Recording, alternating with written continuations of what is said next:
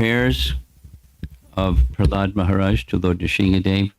Yesterday we completed 4 verses, 35, 6, 7, and 8, dealing with Prahlada's description of the experience of Lord Brahma, the beginning of creation, a little bit the creation of Vishnu, and then the sub-creation of Lord Brahma, and his experience of seeing the personality of Godhead by dint of his tapo divyam.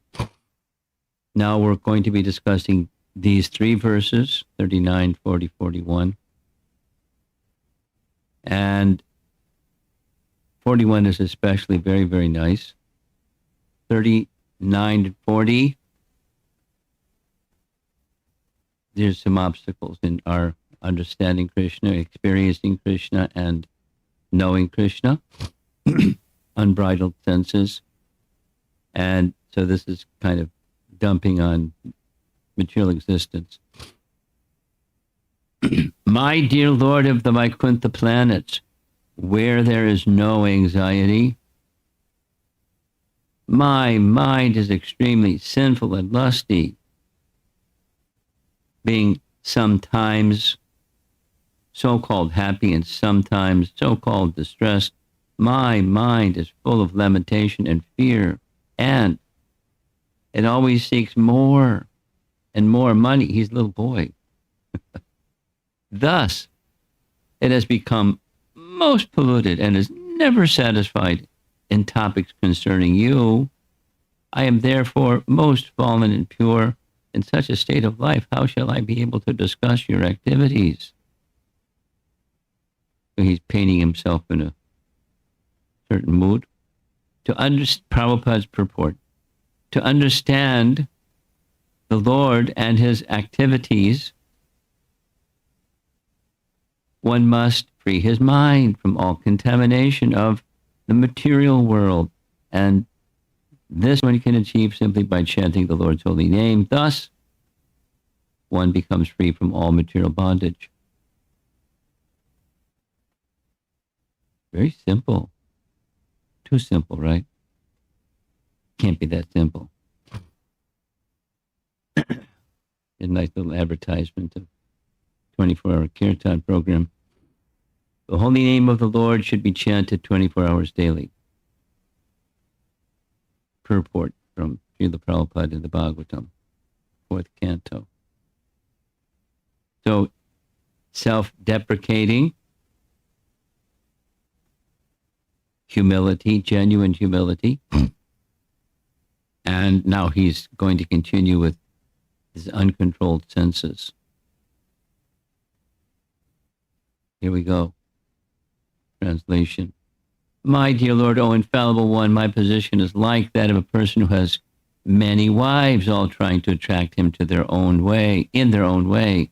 For example, the tongue is attracted to palatable dishes, the genitals to sex with an attractive woman, the sense of touch into contact with soft things, the belly, although filled, still wants to eat more, the ear, not attempting to hear about you, is generally attracted to cinema songs.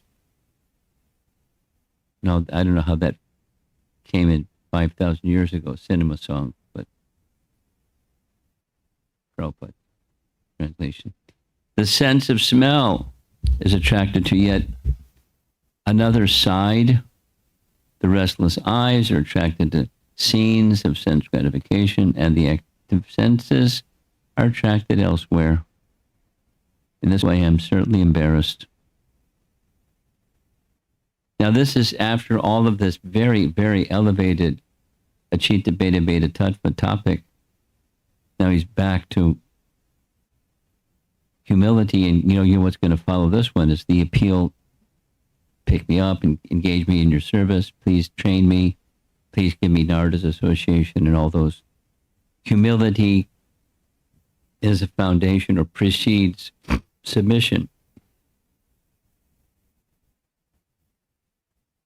The human form of life is meant for God realization, but This process, which begins with Shravanam Kirtanam Vishnu, hearing chanting of the holy name of the Lord, is disturbed as long as our senses are materially attracted. Therefore, devotional service means purifying the senses.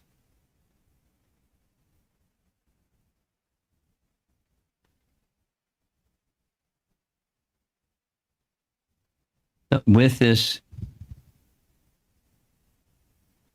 submission to Lord Nrsimha Deva about how he's materially attracted,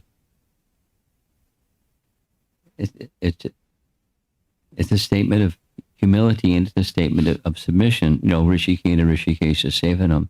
Please let all these attractions be in relation with you only.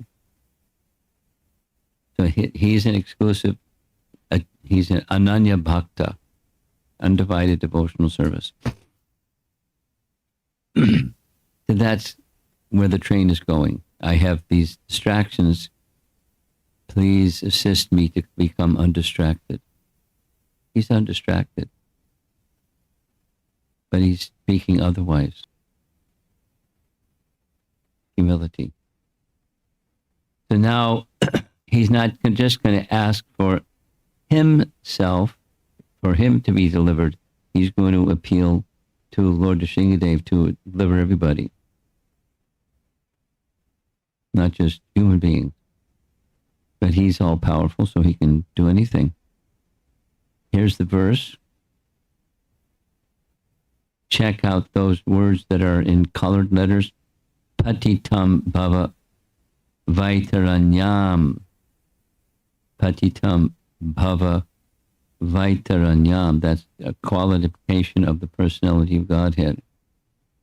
Evam swakarma patitam bhava, not bhava, but bhava vaitaranyam.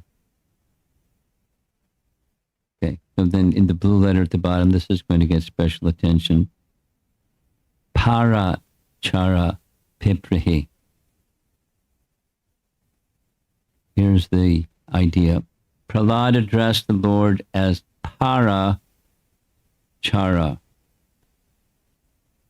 He was situated on the other side of the Vaitarani river in the eternally free realm of Vaikuntha. Translation. My dear Lord, you are always transcendently situated on the other side of the river of death, but because of the reactions of our own activities, we are suffering on this side. Indeed, we have fallen into this river and are repeatedly suffering the pains of birth and death and eating horrible things. Not a pretty picture. Now, kindly look upon us, not only upon me, but also upon all others who are suffering, that this para chara piprahi, so para chara, that's the Lord who is beyond the Vaikuntha realm, beyond the Vaitarani river, and he's the deliverer. By your causeless mercy and compassion, deliver us and maintain us.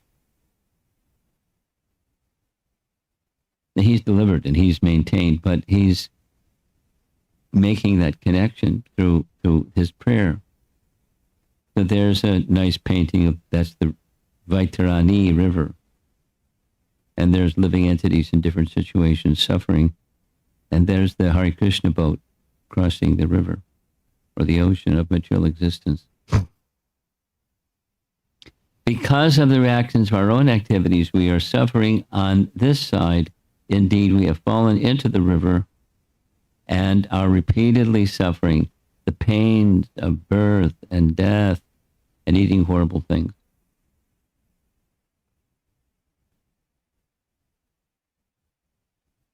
So he wants everyone delivered. At para chara piprahi, that's his compassion. Same as he demonstrated to his classmates, he's also now speaking the same to the personality of Godhead. Now look kindly upon us, not only upon me, but upon all others who are suffering and who isn't suffering. all others are suffering. So there's Hiranyakashipu lying on the floor. There's Prahlad coming before Lord Nrsimha Deva, and there's the Devas who are participating in this whole act of Prahlad's submission to the personality of Godhead. And in commentary, there's discussion about the same mood of compassion that Prahlada is exhibiting. That's the mood of the personality of Godhead. In this case, this is Lord Chaitanya Mahaprabhu in his role as a sannyasi delivering the leper Vasudeva. And leper Vasudeva was in a most unfortunate circumstance. I mean, leprosy is not very painful.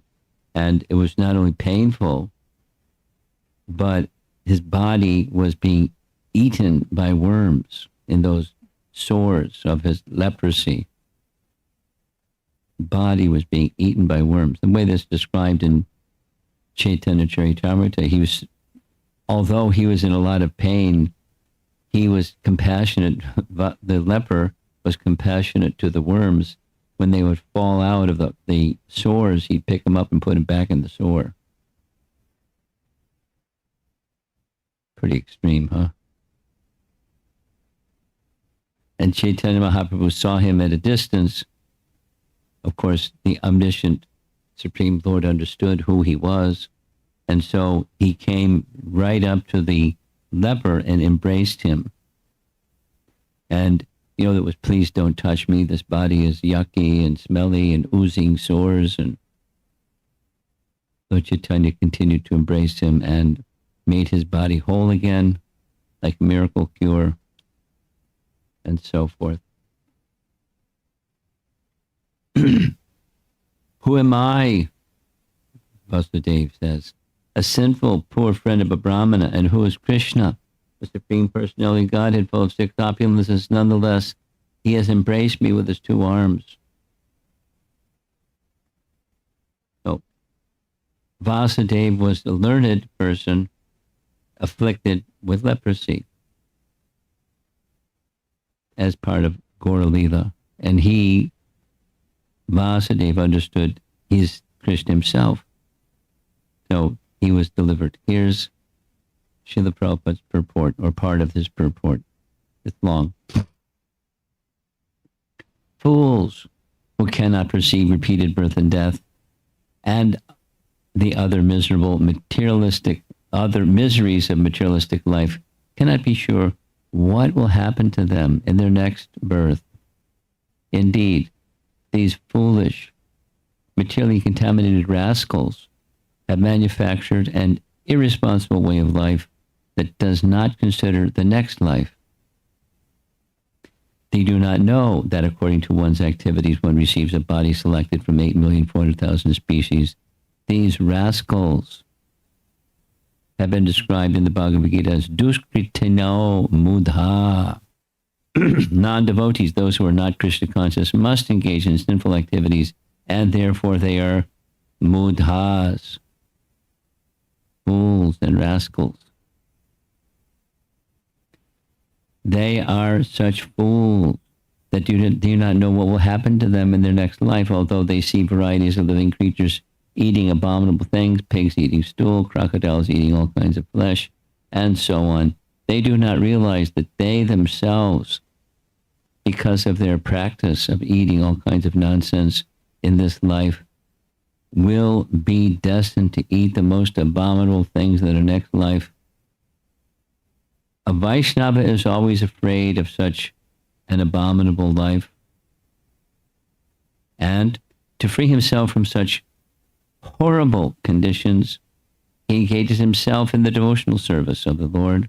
The Lord is compassionate to them, and therefore he appears for their benefit. So no, it's connecting the previous section to this section.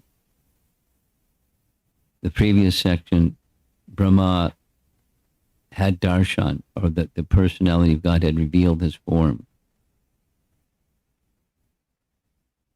The Sahasra Shirsha Purusha, form, etc.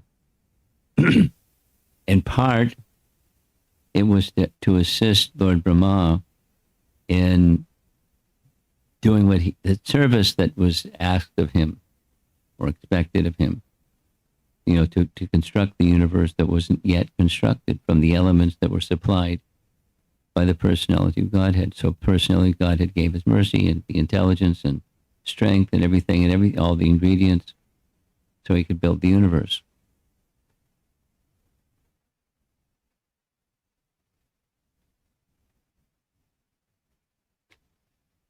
The circling back also to the statement that was made earlier by Prahlad, the appearance of the Lord is for the benefit of everyone. Yeah, the benefit of everyone. The benefit of Hiranyakashipu and the benefit of everyone. And he benefits everyone in different ways according to their position. He benefits Prahlad this way and he benefits others that way, but it's for the benefit of the whole universe. The Lord is compassionate to them and therefore he appears for their benefit, even the mistaken people. Now we have a little bit of the life of our founder Acharya as a representative of this mood. This is Prabhupada in the Boston Harbor. By the way, this coming September, the Boston Temple is observing the 60th anniversary of Prabhupada's arrival in Boston Harbor. That's the photograph. Most of the population here, this is Prabhupada's the prayers in the Boston Harbor. Most of the population here is covered by nature's mode of ignorance and passion, and I do not know how they will be able to understand the transcendental messages of Vasudeva. You are the Lord of the whole creation, and if you can make my power to speak suitable so that they can understand, by your causeless mercy, only my words may become transcendently pure, and I'm sure that when such transcendental messages penetrates their hearts, certainly they will feel engladdened and thus become liberated from all unhappy conditions of life. Noted in his prayers. And sure enough, Prabhupada's life was dedicated as his prayers indicated, and a wonderful representative of and similar compassionate nature, as Prahlad was praying to Lord Nrsimha Deva to deliver all from their miserable condition. Prabhupada not only prayed, but he acted this way. And who could imagine how an aristocratic gentleman in the midst of the scene that's here? But that's what Krishna gave him, and so that's what he worked with. I'm going to visit the restaurant this morning, so I'm going to take a little break and you can hear your question.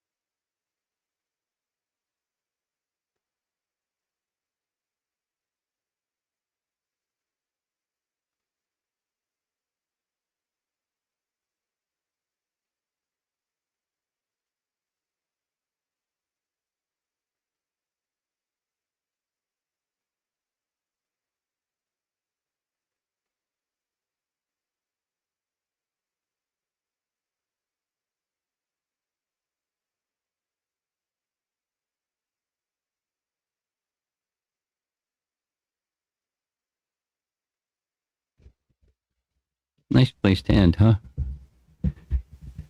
Prabhupada's compassion and Prahlada's compassion. Characteristic of pure devotee.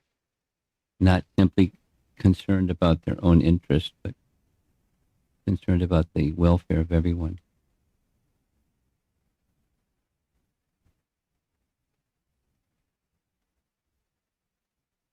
The prayers of a pure devotee are powerful because the person of the Godhead responds to their desires, their wishes, their needs be fulfilled.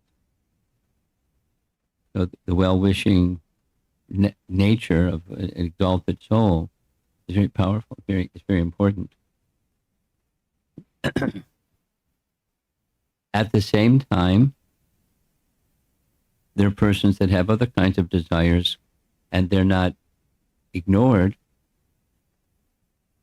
So how important it is that persons that have a connection with the personality of Godhead, that they, in practical terms, they pray, they desire, and they work towards. And that's one of the credits or glorifications of Srila Prabhupada. He not only desired, but he assiduously worked towards, on many fronts, towards the providing the world with a means to mitigate the sufferings of material existence. And to this day, it's continuing and will continue. A very powerful personality, very compassionate. So there's sacrifice, placing oneself in some uncomfortable situation. Like, look at this photograph. Placing oneself in an uncomfortable situation, whatever that might be, for a higher purpose. That's the nature of a Vaishnava. Paradukta duki, kripam buddhi. So any discussion?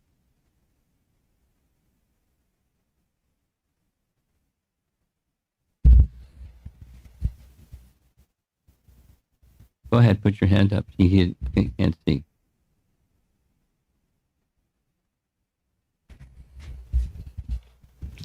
Hare Krishna, Guru Maharaj. It's about the discussion about the prayers. So when we want to offer prayers for someone, but I don't have that qualification. I have so many things I'm dealing with. Mm-hmm. So what should be my mood to pray for others when I have so many impurities within me? A nice one is just to be an instrument of.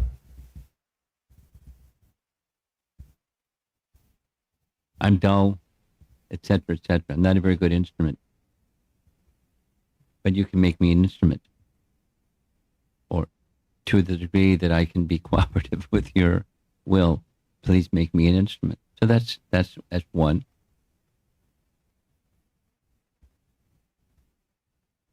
And there's others. Please overlook my disqualifications. Please free me from the contamination of distractions to desires. May I become so? No way. Other ways of saying the same thing. Please make me a fit instrument of yours.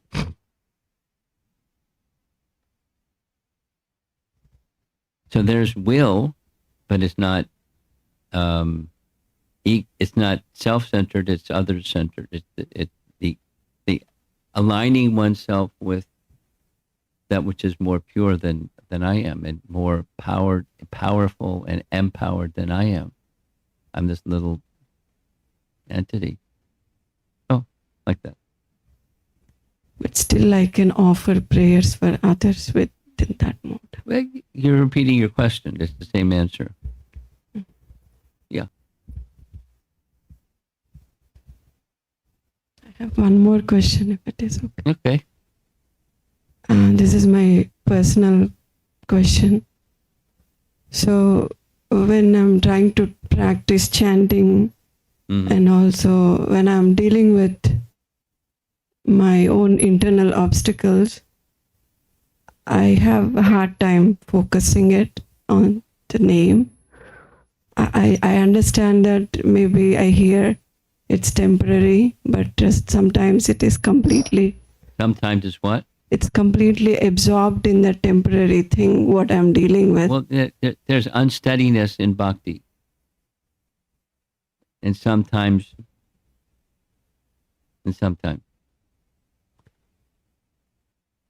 But what I observed was, so when I'm hearing Prahlad Maharaj's prayers, what for a few days right now. So when I'm hearing the glories of bhakti and the devotees, so that is helping me not to focus on the unwanted part. Good. I should be grateful for what I have received. Is that what? Yeah, that's certainly appropriate. Your message is an application of a principle, and there may be other applications of the same principle, but it's nice. And so the Bhagavatam is what it is. It's glorification of the supreme, focused on the glories of the personality of Godhead and his devotees, and it's edifying and purifying. So, therefore, along with chanting comes Harikatha or Bhagavad Gita, and one nourishes the other.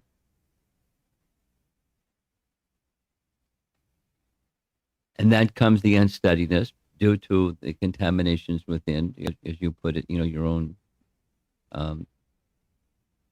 unwanted things within, etc., etc. So there's a means to overcome that.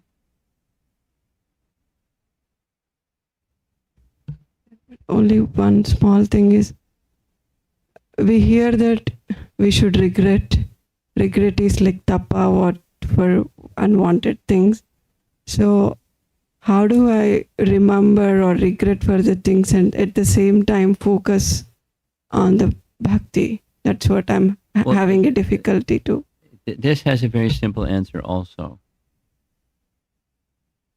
In the stage of overcoming unwanted things, or the anartha vritti process, what moves the process forward? Is it meditation upon the unwanted things? Or is it meditation upon that which will relieve me of the unwanted thing? Or another way of saying the cart pulls the horse, not the other way around. So what's the horse that pulls the cart? So it doesn't mean you're unaware of what's in the cart, but your focus is on the horse moving the cart. The focus goes to the glories of the Lord and his devotees and the holy name, and I'm not accustomed to that. I'm accustomed to the cart stuff. And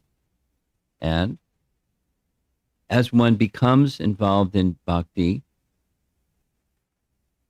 there's some light in the darkness, and then gradually one starts to see and realize the clutter that's in the heart that I didn't see and understand before I started bhakti. So it's like startling, and the tendency is to give focus and attention to the stuff.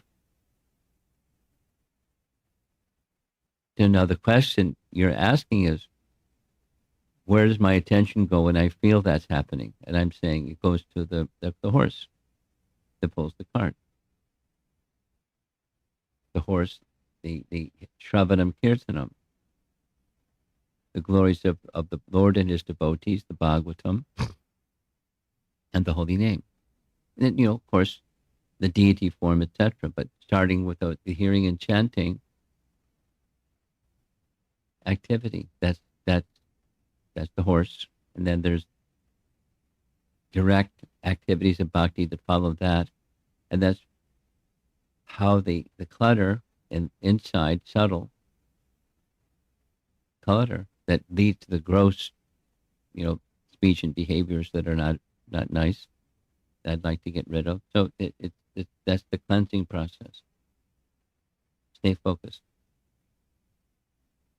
And do regularly in association of devotees.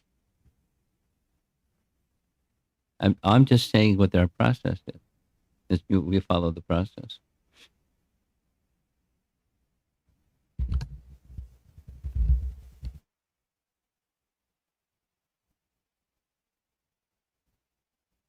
Yeah. Hare Krishna Maharaj. While contemplating how to serve others, I came up with this thought process of there are three groups of people. First is helping somebody to explore spirituality. Okay, let me try out how it is. So, first stage. Second is once they explore for some time, they come to a stage of committing to a sadhana regularly. Then after doing sadhana for some time or long time, then they shift to intensifying their sadhana, that this is the only purpose of life, like that. So could you share some guidance and what would help somebody to start exploring for a consistent period of time? And then what would help similarly somebody to commit to sadhana, somebody to grow, to intensify sadhana to only purpose of life, like that? Well, the question is very broad. And one could go into the details of a broad response to a broad question. But I prefer not doing that, but just, simple. And the simple is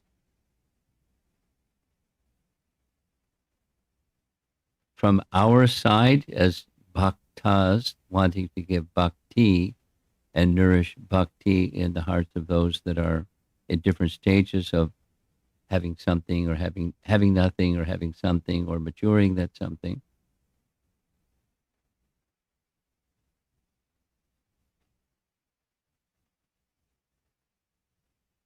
Important is that, back to this response that let me be an instrument. Rather, there's the false ego approach that I'm going to fix the problem.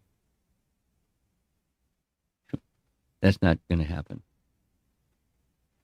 Then I want to be an instrument of those empowered persons and the Supreme Lord who is empowering those empowered persons, and somehow be an instrument. So if I'm not at the center, but something else is at the center, and just being an instrument of that something else.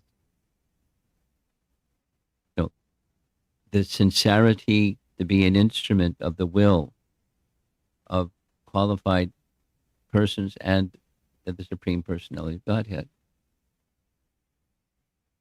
So that's proportionate to that sincerity, then Krishna will give intelligence. Because the answer to your question, it depends. If without intelligence, you won't know. And if you have some intelligence, at least you'll have an idea, and then powered by the sincerity. So it gets, it's another way, just a simpler form is bhakti is the means of nurturing bhakti.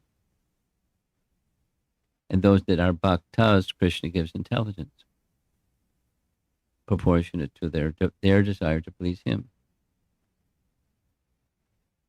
So we'll be a better instrument depending upon how much sincere bhakti, the sincere desire to engage in service to Krishna and to his purpose.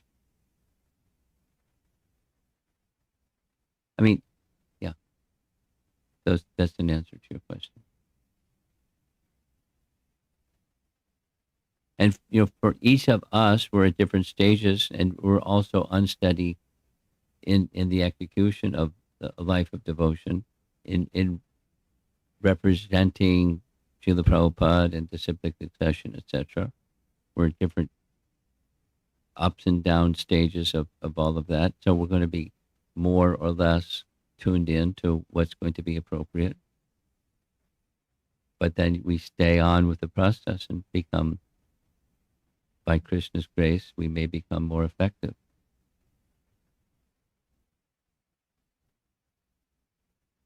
In understanding what to do and then executing what to do.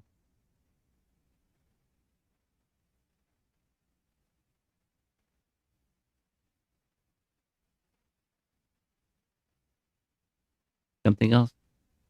Yeah.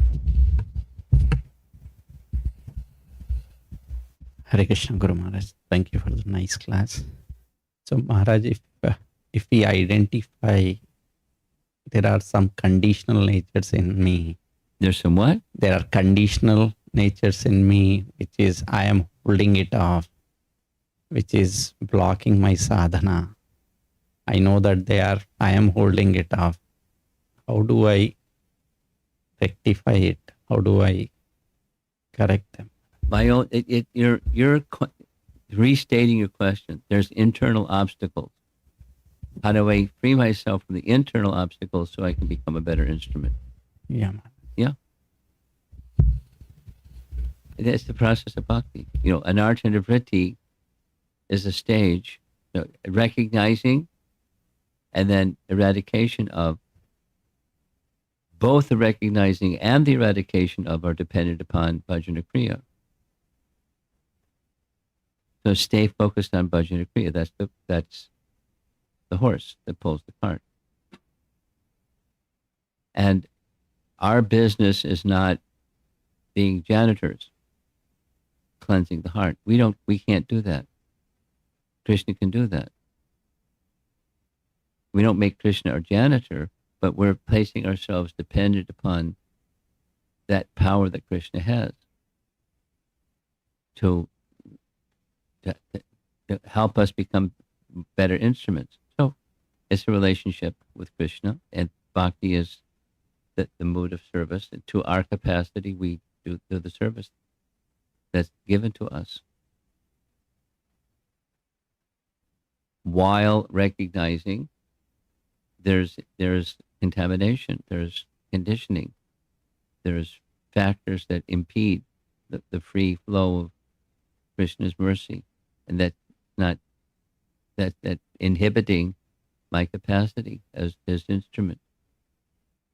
And while acknowledging that, so now the question of what to do. Bhajana kriya, in association of devotees.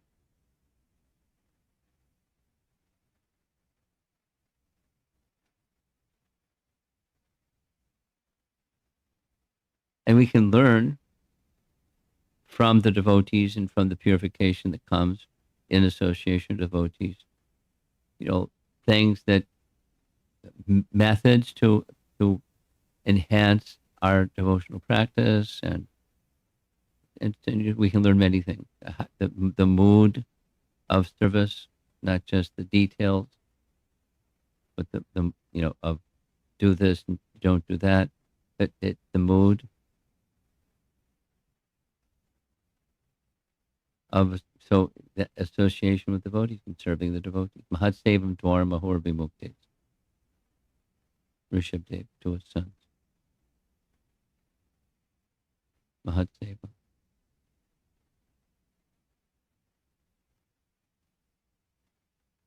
Yeah. You will have something further. So, Maharaj, when the instrument you were explaining in the service mode, at the start, first step, we start with that as a mode of service to Prabhupada and Guru and Krishna. But somewhere in the middle, that mood is lost and not able to identify where it lost and how do I eradicate or try to fix? Well, it's the same question. It's almost the same question. The unsteady, the Madhurya Kandambini, the sine curve of bhakti. It goes up and it goes down. So why does it go down? Is your question. If it were going up, that's nice. Going down is not nice. What's the reason why it's going down? So that I can keep going up instead of sine curve. I'm just restating your question. It's two things, primarily two things. Our submission or an effort of submission is intermittent, sometimes stronger, sometimes weaker. And then the second is the contaminations that are within, is the obstacle. So it's not a surprise that unsteadiness precedes steadiness. So what to do? You stay with the process. As much as your intelligence permits, you keep the intelligence fixed upon the objective. What's the objective? Pure devotional service. Unmixed. Not the sine curve type, but unmixed. That's the objective. And I'm not there yet. I'm still in the sine curve space. So what to do? Stay fixed on the objective, and you continue with the process in the right, proper, in good association, like-minded persons that are striving as I'm striving, and try to stay fixed on what the purpose or goal is. Krishna is to be pleased. That's the bhakti principle.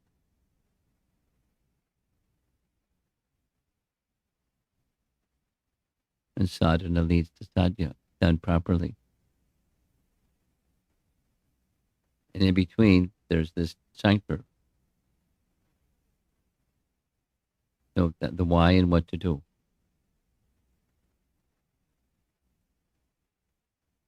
Anything else?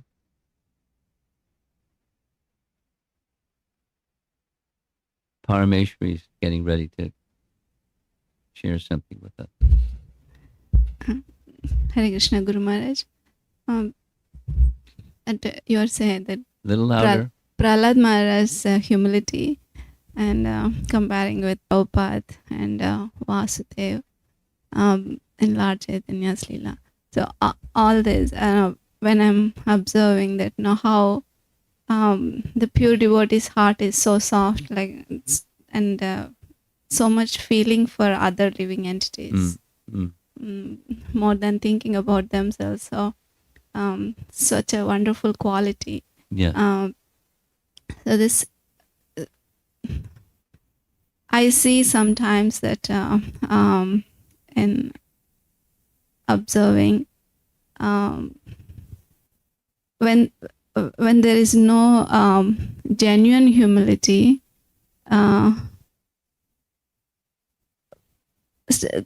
but practicing, to be humble. So growing in this process. But sometimes I feel like when there is no genuine humility, I feel agitated, even seeing others. You feel like what? Agitated. Agitated. Yeah. By others. By yourself, by others, or both? By myself and by others, Okay, both. Yeah.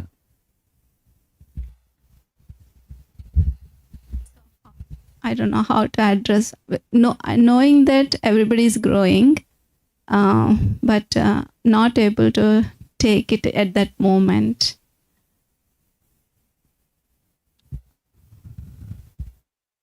I don't know how to address it.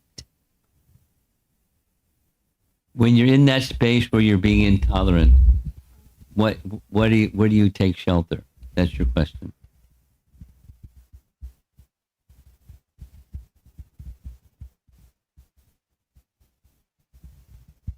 Because humility has gone down. Not in the humble mood, but in the absence of humility mood. Agitated, And when I'm in that space, what to do.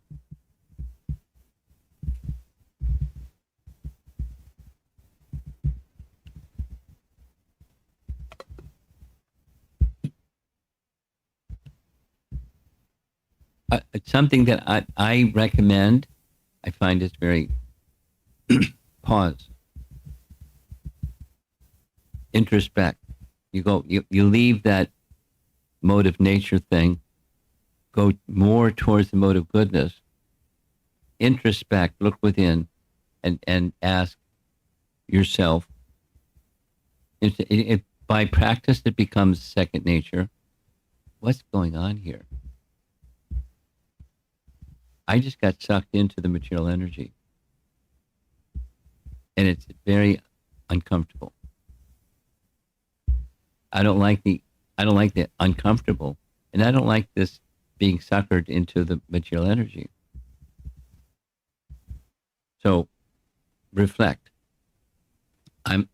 It's recognize the deficiency or the weakness, and you just go. You're in this pause space, mode of goodness space, reflecting. Then you're not captured by that emotion anymore, at least in that reflective space. It's there, but you're not captured by it.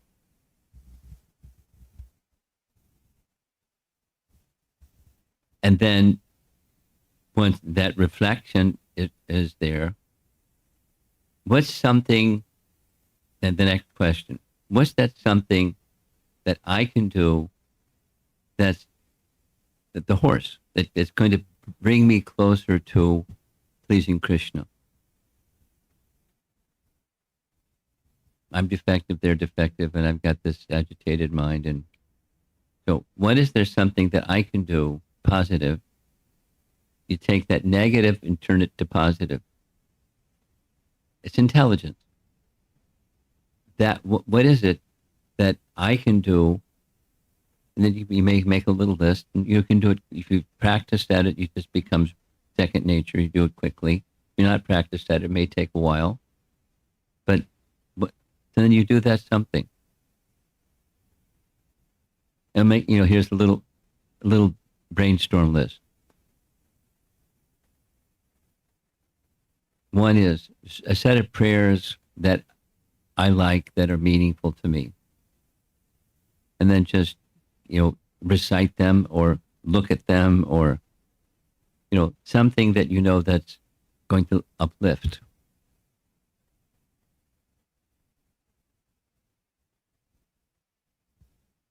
Or some important verses, or, some service that I can do that's a benefit, maybe completely in a different context than the situation that caused me agitation, but something that I can do that's what's pleasing to Krishna, and I feel connected to that.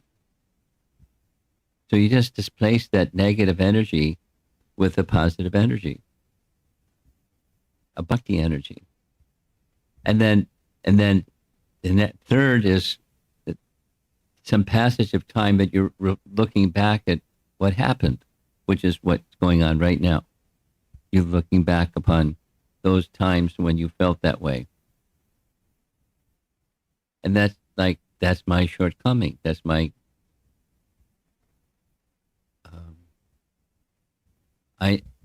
I need bhakti to overcome that. And then exercise your bhakti muscle. Bhakti therapy, like mystical therapy. And you practice and practice and practice and practice and practice. And however many times you practice and practice purposefully. In course of time, your bhakti muscle gets stronger. And then when the knee-jerk happens that was like it used to be, you'll find that you won't go there. It's like gone. What happened? Bhakti overcame that darkness, that shortcoming.